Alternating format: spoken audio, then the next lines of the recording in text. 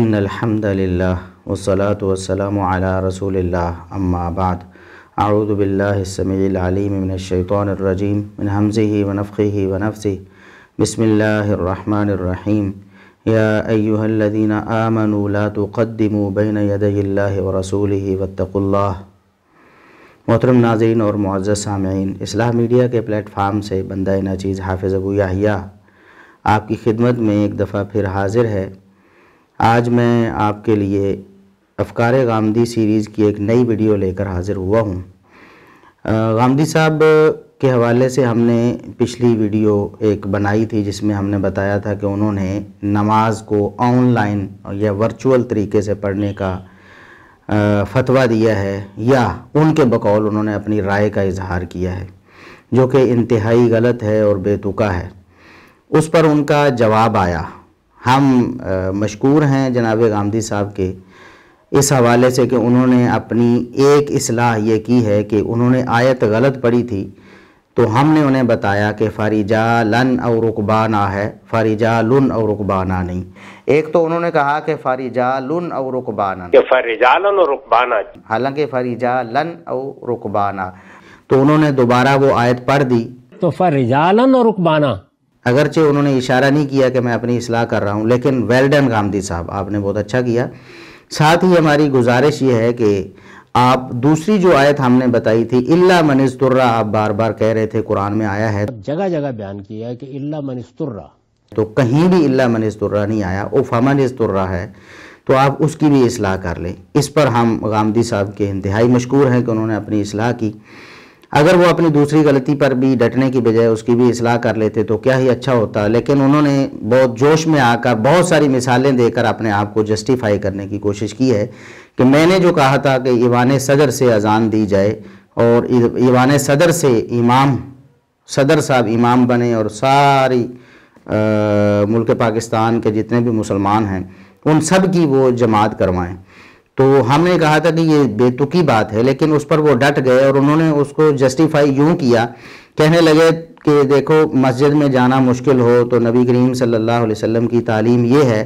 کہ دو بندے بھی اگر موجود ہیں تو مسجد میں جانا مشکل ہے تو گھر میں نماز پڑھ لیں، وہ باجماعت پڑھ لیں، دو بھی نہیں ہیں اکیلا بغیر جماعت کے پڑھ لیں۔ اسی طرح انہوں نے کہا کہ تیمم کی اجازت ہے پانی نہ ملنے کی صورت میں۔ اسی طرح انہوں نے مثال دی کہ جرابوں پہ مسح کی اجازت ہے۔ اسی طرح انہوں نے سواری پر نماز کے حوالے سے کہا کہ دیکھیں سواری پر نماز کے وقت بھی اگر آپ پڑھ رہے ہیں تو قبلے کا بھی رخ بسا اوقات آگے پیچھے ہو جاتا ہے، وہاں آپ قیام بھی نہیں کر سکتے، تو یہ ساری چیزیں آپ چھوڑ رہے ہیں تو پھر ورچوئل نماز کیوں نہیں پڑھ سکتے؟ آپ معبد میں نہیں جا سکتے، مسجد دور ہے، تو آپ جہاں 4 آدمی اکٹھے ہیں جماعت کرا لیں، 2-4 لوگ بھی نہیں ہیں کہ جن کی جماعت کرائی جا سکے تو پھر آپ تنہا پڑھتے ہیں۔ یعنی وضو میں تیمم پر آپ چلے گئے، رسالت میں آپ صلی اللہ علیہ وسلم نے اسی تیمم پر قیاس کرتے ہوئے جرابوں پر مسح کرنے کی اجازت دے دی کہ اگر خطرے کی ایسی صورت پیدا ہو گئی ہے کہ نہ آپ جماعت کرا سکتے ہیں، نہ نیچے اتر سکتے ہیں، نہ کھڑے ہو سکتے ہیں، تو فرجالن اور رکبانا، پیدل چلتے ہوئے پڑھ لیں، سواری پر بیٹھے ہوئے پڑھ لیں۔ اب مجھے بتائیں سواری پر بیٹھے ہوئے اب میں سوالات کرنا شروع کروں جو آپ کر رہے ہیں مجھ سے، یعنی سجدہ فرض تھا ہوگا، آپ کی فقہ میں فرض تھا نا، چاہے رکوع فرض تھا ہوگا، قیام تھا سواری پر بیٹھے ہوئے، قیام فرمائیں گے، اونٹ پر کھڑے ہو جائیں گے، تو سوچیں ذرا کہ یہ کیا بات ہے۔ جس وقت آپ دوسری قبلے کی تعین کیا ہوگی؟ تو جناب غامدی صاحب اس کا پہلا اور سب سے پیٹنٹ جواب تو یہ ہے کہ غامدی صاحب یہ ساری رخصتیں اللہ اور اس کے رسول صلی اللہ علیہ وسلم نے دی تھیں، جتنی بھی آپ نے مثالیں بیان کی ہیں، چاہے وہ قرآن سے ہوں تیمم کے حوالے سے، چاہے وہ حدیث سے ہوں سواری پر نماز پڑھنے کے حوالے سے، جرابوں پر مسح کے حوالے سے،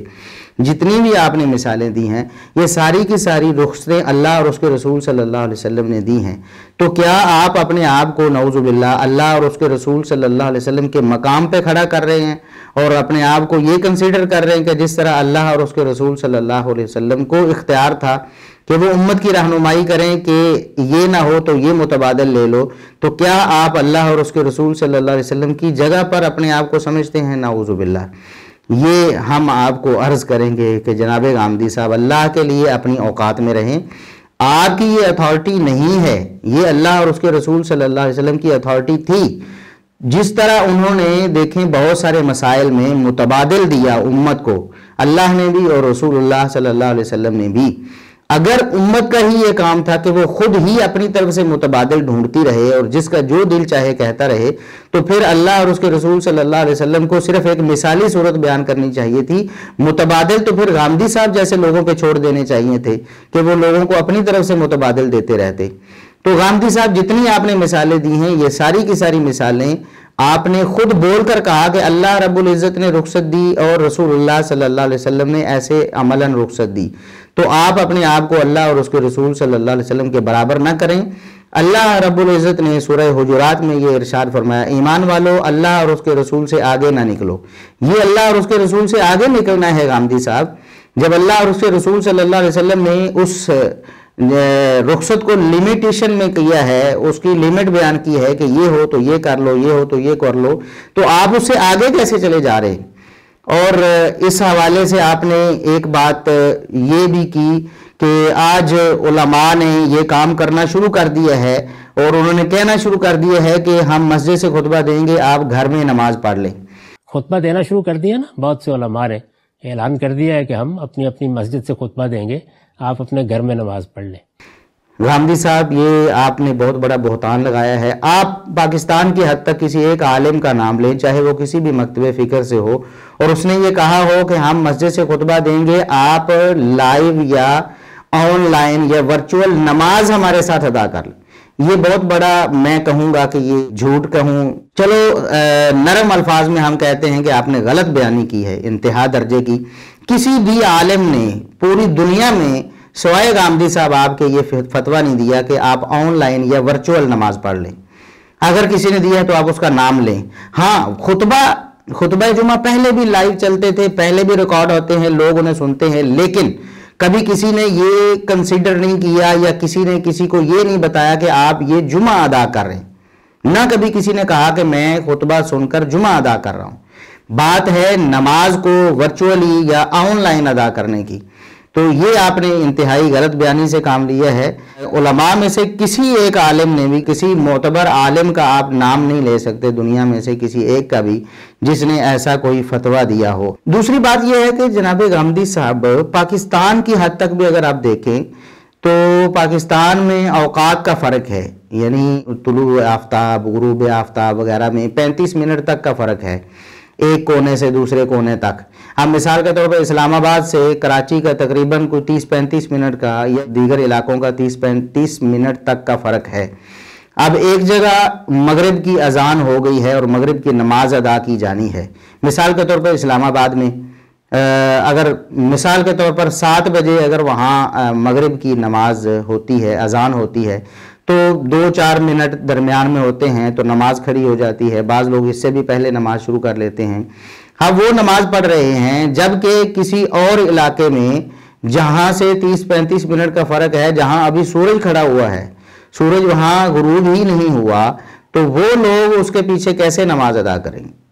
آپ کی عقل نے اتنا کام نہیں کیا کہ آپ یہ بھی سوچ لیتے کہ اس پر لوازم کیا آنے والے ہیں۔ ایک تو شریعت کی مخالفت اور شریعت سازی تو ہے ہی، یہ بہت بڑا جرم ہے، اس کے ساتھ ساتھ کیا عقلی طور پر بھی، کیا لاجیکلی بھی یہ ممکن تھا جو آپ نے کہا؟ اسی طرح فجر کی نماز کسی نے ادا کرنی ہے، اب کچھ لوگ ایسے ہیں جو فجر کو سفید کر کے پڑھتے ہیں، سورج بالکل طلوع ہونے والا ہوتا ہے، تو وہ اپنی فقہ کے مطابق نماز پڑھیں گے تو کہیں آدھے گھنٹے کا فرق، وہ آگے ہوں گے، کوئی آدھا گھنٹہ پیچھے ہوں گے، تو کس طرح نماز ادا ہوگی؟ آپ نے یہ سوچے بغیر بھی کہ اوقات کا بھی فرق ہے پورے ملک میں، اور پھر اگر یہ ملک مثال کے طور پر ابھی پاکستان مشرقی اور مغربی پاکستان جدا ہو گیا، اگر آپ کے فتوے کو تھوڑا پہلے آپ کو یا آپ کی طرح کسی اور کو اس طرح کی کوئی عقلی دلیل سوجھتی، جب پاکستان اور انڈیا ایک تھے جسے ہم برے صغیر پاک و ہند کہتے تھے، یا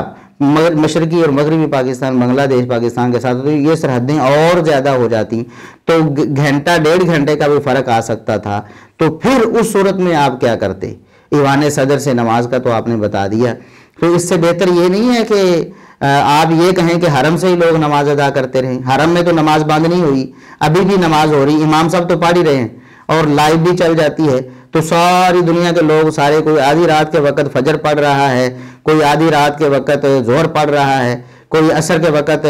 فجر پڑھ رہا ہے، کوئی ظہر کے وقت عشاء پڑھ رہا ہے، تو سارے ایک دوسرے کے ساتھ اسی طرح گڈ مڈ ہو جائیں. یہ کون سی ہے؟ عقلی لاجک بھی کوئی نہیں ہے غامدی صاحب آپ کے پاس. اور اس کے بعد ہم آپ کی خدمت میں یہ عرض کرتے ہیں کہ جو اصل پوائنٹ تھا وہ آپ نے بالکل اینڈ میں ڈسکس کیا. جو اعتراض یہ کیا گیا تھا کہ حج و عمرہ کے حوالے سے آپ کیوں نہیں ایسی ریلیکسیشن دے دیتے.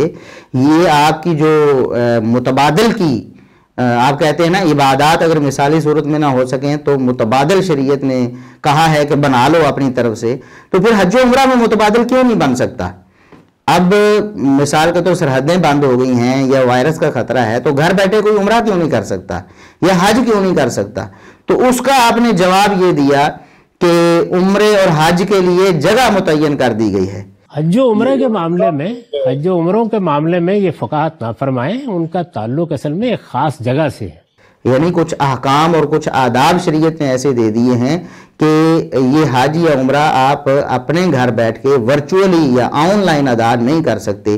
یہ غامدی صاحب آپ نے بڑے زور سے کہا کہ ایسا نہیں ہو سکتا. لیکن اگر آپ قرآن اور نبی کریم صلی اللہ علیہ وسلم کی سنت پر غور کر لیتے اور ان آداب اور ان تعلیمات پر غور کر لیتے جو باجماعت نماز کے لیے شریعت نے دی ہیں، تو پھر آپ کی عقل ٹھکانے آ جاتی. آپ اتنی بڑی بونگی مارنے سے بھی رک جاتے. آپ قرآن کریم میں پڑھ لیں، کیا قرآن نے باجماعت نماز کے لیے ساتھ ہونے کو لازم نہیں قرار دیا کہ لوگ ساتھ ہوں اور امام کے بالکل قریب کھڑے ہوں اور امام کے ساتھ مل کر کھڑے ہوں، تب صف بندی ہوگی، تب باجماعت نماز ادا ہوگی؟ سورہ نساء کی آیت نمبر 102 ہی دیکھ لیں. اللہ رب العزت نے فرمایا وَإِذَا كُنْتَ فِيهِمْ فَأَقَمْتَ لَهُمُ الصَّلَاةَ فَلْتَقُمْ طَائِفَةٌ مِّنْهُمْ مَعَكَ. اے نبی، جب جنگ کی حالت میں، یہ صلاۃ خوف کی بات ہو رہی جس کو آپ دلیل بھی بنا رہے تھے ورچولی یا آن لائن نماز کے بارے میں، اس کو آپ دلیل بنا رہے تھے، یہی دلیل تو آپ کے خلاف جا رہی ہے غامدی صاحب. قرآن کہتا ہے کہ اے نبی جب آپ صلاۃ خوف ادا کریں، حالانکہ صلاۃ خوف میں بہت ساری رخصتیں پہلے ہی شامل ہو چکی ہیں، تو ہو جانا چاہیے تھا کہ لوگ اپنے اپنے کھڑے ہوئے، جہاں کوئی ہے اس کا قبلے کی طرف رخ ہے کہ نہیں ہے اور وہ آپ کے ساتھ ہے کہ نہیں ہے، ویسے ہی نماز ادا کر لیں. لیکن نہیں، اللہ رب العزت نے فرمایا آپ نے نماز پڑھانی ہے.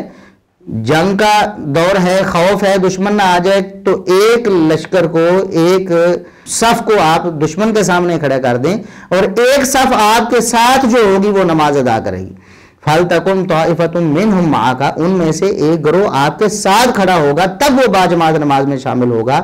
اور دوسرا گروہ دوبارہ آ کر شامل ہوگا، یہ گروہ ان کی جگہ پہ جا کے کھڑا ہو جائے گا. تو غامدی صاحب اللہ رب العزت اگر آپ کو عقل و شعور دیتا تو قرآن کی یہ آیت ہی آپ کو سمجھانے کے لیے کافی تھی کہ ورچولی یا آن لائن نماز کا جو تصور آپ نے دیا ہے وہ بالکل غلط ہے، کیونکہ یہ لوگ امام کے ساتھ نہیں ہوتے ہیں.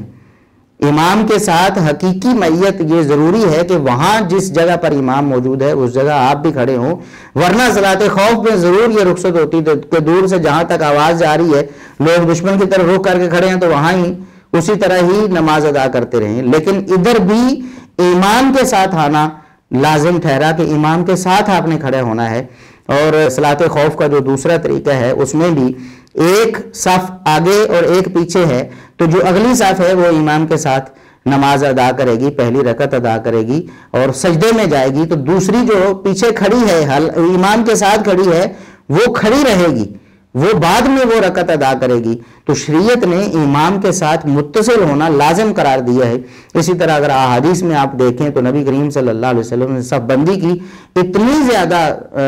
تاکید کی ہے کہ باجماعت نماز میں صف بندی کے علاوہ کوئی چارہ کار نہیں. آپ امام کے ساتھ کھڑے ہیں اور صفوں کے بارے میں نبی کریم صلی اللہ علیہ وسلم نے فرمایا وَقَارِبُوا بَيْنَهَا، صفوں کو آپس میں ایک دوسرے کے قریب کرو، امام کے ساتھ بھی قریب ہو کے کھڑے ہو جاؤ اور صفوں کو بھی ایک دوسرے کے قریب کرو. اور اگر آپ اس طرح ورچولی اور آن لائن نماز کا فتویٰ دیتے ہیں تو پھر کہاں صفیں ہیں؟ اور امام کے ساتھ تو کوئی بھی نہیں، امام اکیلا کھڑا ہے اور ہر جگہ ہر بندہ اپنی اپنی جگہ پر کھڑا، اپنے اپنے علاقے میں اور اپنے اپنے خطے میں، اور آپ اس کو اپنی ایک رائے اور فقہ قرار دے رہے ہیں اور لوگوں کو مذاق کر رہے ہیں کہ انہیں دین کا پتہ ہی نہیں ہے. تو غامدی صاحب ہم عرض کرتے ہیں کہ اسی طرح اگر کوئی پاگل، کوئی بیوقوف یہ کہہ دے کہ آپ ٹی وی میں آپ کو خانہ کعبہ نظر تو آ رہا ہے نا، اگرچہ مثالی صورت میں نہیں ہے، آپ وہاں جا کر حج عمرہ نہیں ادا کر سکتے، خانہ کعبہ کے پاس فزیکلی جا کر آپ اس کا طواف نہیں کر سکتے، تو آپ ٹی وی درمیان میں رکھ کے اس کا طواف کر لو کہ خانہ کعبہ تو ہے، چلو ورچولی ہے، تو یہ بھی ایک صورت ہو سکتی ہے، اس کے دماغ میں بھی آ سکتی ہے، کوئی خر دماغ ایسا بھی کہہ سکتا ہے۔ تو غامدی صاحب آپ میں اور اس میں کیا فرق ہوگا؟ آپ ہمیں بتائیں کہ آپ کی جو فقہ ہے یا آپ کی جو رائے ہے، جب قرآن کہتا ہے کہ فَلْتَقُمْ طَائِفَةٌ مِّنْهُمْ مَعَكَ، اے نبی ان میں سے جو گروہ آپ کے ساتھ باجماعت نماز پڑھنا چاہتا ہے وہ آپ کے ساتھ کھڑا ہوگا، اور حدیث بھی یہ کہتی ہے کہ امام کے ساتھ متصل کھڑے ہونا ہے اور درمیان میں صفوں کے درمیان اس طرح فاصلہ نہیں کرنا ہے، تو پھر وہاں آپ نے شریعت کے ان آداب کو کیوں پس پش ڈال کر اپنی ایک تجدد پسندانہ رائے کا اظہار کر دیا؟ تو حج و عمرہ میں بھی آپ کر دیں، آپ کہیں کہ چلو فزیکلی نہیں تو ورچولی طواف کر لیں،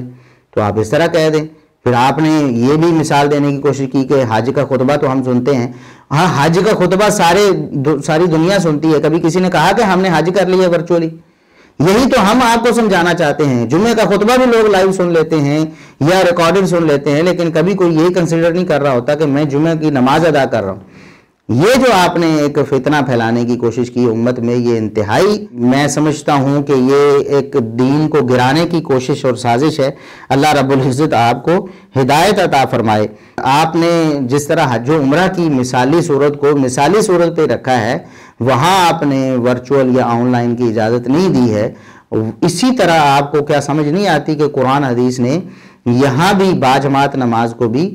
کچھ آداب اور شرائط کے ساتھ معلق کر دیا ہے۔ ان آداب اور شرائط کے بغیر آپ باجماعت نماز کو ادا نہیں کر سکتے۔ شریعت نے اسی لیے تو اجازت دی ہے کہ اگر آپ باجماعت نماز نہیں ادا کر سکتے تو آپ اکیلے ادا کر لو۔ اگر آپ مسجد میں نہیں جا سکتے تو 2-4 بندے مل کے گھر میں یا آفس میں ادا کر لو۔ اگر گھر یا آفس میں آپ 2-4 بندے بھی نہیں مل سکتے، آپ اکیلے ہیں تو اکیلے ادا کر لیں۔ تو شریعت کو شریعت پر آپ رہنے دیں، آپ اللہ اور اس کے رسول صلی اللہ علیہ وسلم سے ایک قدم آگے بڑھا کر شریعت سازی کی کوشش نہ کریں۔ پاکستانی علماء جو ہیں، آپ نے کہا کہ وہ آن لائن خطبہ دے رہے ہیں اور نماز پڑھا رہے ہیں، یہ بالکل غلط بات ہے۔ ہم ایک بار پھر اس کی پرزور تردید کرتے ہیں۔ پاکستانی علماء آن لائن خطبے ضرور دیتے ہیں، لیکن کبھی کسی نے یہ نہیں کہا کہ آن لائن جمعہ ادا کر لیں ہمارے ساتھ۔ نہ کسی مسلمان نے کبھی آن لائن جمعہ اس طرح ادا کیا ہے۔ اگر ایسی کوئی مثال ہے تو آپ دیں۔ اگر کسی جاہل نے ایسا کر لیا ہے تو علماء اس کی تردید ہی کرتے ہیں، کسی نے اس کو جسٹیفائی نہیں کیا ہے۔ اور ہم یہاں لوگوں سے گزارش کریں گے، عوام سے گزارش کریں گے کہ اللہ کے لیے ایسے جو تجدد پسندانہ ذہن رکھنے والے لوگ ہیں ان کے چنگل میں پھنس کر اپنے دین کو برباد نہ کریں۔ اور آخر میں یہ گزارش کروں گا آپ سب احباب سے کہ اگر آپ سمجھتے ہیں کہ ہماری یہ کوشش اور کاوش اچھی ہے اور اس سے لوگوں کو فائدہ ہو رہا ہے تو ضرور ہمارے یوٹیوب چینلز کو سبسکرائب کریں، ہماری ویڈیوز کو لائک کریں اور ان کو شیئر کریں، دوسرے لوگوں تک پہنچائیں تاکہ اللہ رب العزت اس ہدایت کو زیادہ سے زیادہ لوگوں تک پہنچنے کا آپ کو سبب بنا دے۔ اور ہماری ویڈیوز پر کمنٹس کر کے آپ ہمیں بتا سکتے ہیں کہ اس میں مزید بہتری کیسے کی جا سکتی ہے یا کون سے ٹاپکس ایسے ہیں جن پر گفتگو ہونی چاہیے۔ آپ اپنی رائے کا اظہار بلا تردد کر سکتے ہیں۔ ہم انشاءاللہ آپ کی رائے کو بڑا قیمتی سمجھ کر کوشش کریں گے کہ جہاں تک اس پر عمل ہو سکا ہم عمل کریں۔ اللہ رب العزت ہمیں قرآن و سنت پر عمل کرنے کی توفیق عطا فرمائے، اور اللہ رب العزت ہمیں ایسے فتنوں سے اور گمراہیوں سے محفوظ رکھے۔ وآخر دعوانا ان الحمد للہ رب العالمین۔